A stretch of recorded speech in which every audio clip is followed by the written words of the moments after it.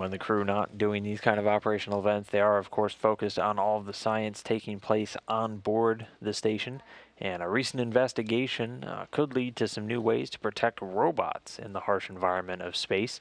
Could also help create better prosthetics for humans on Earth.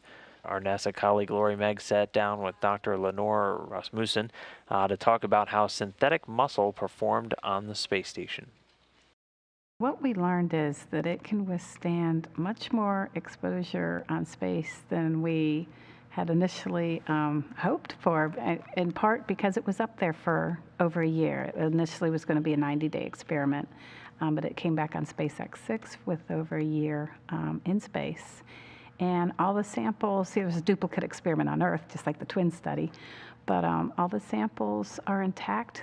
There's a slight amount of yellowing in some of the space samples, which can be indicative of accelerated aging, but as far as their material integrity, their what we've explored so far, this is ongoing in the chemistry and the electroactivity, they're working. So we're actually very happy with the results we have so far.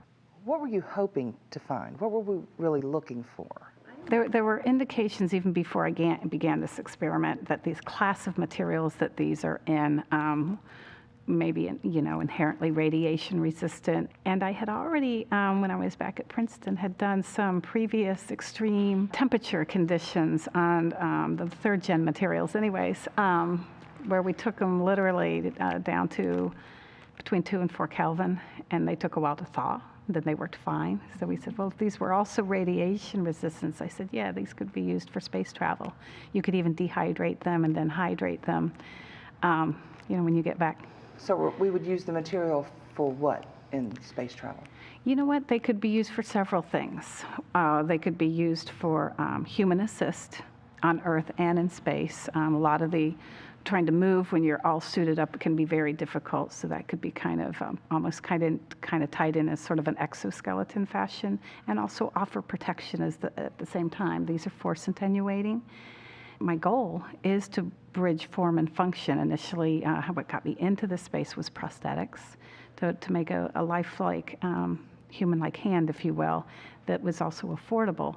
This also has got, we've received a lot of attention in the robotics community, and for a lot of motions that we find very intuitively easy is actually somewhat difficult for a standard gripper, turning a knob and stuff. And whether it's on space, where it's a very challenging environment, we do want to explore that environment, and there are a lot of situations where you can't put a human.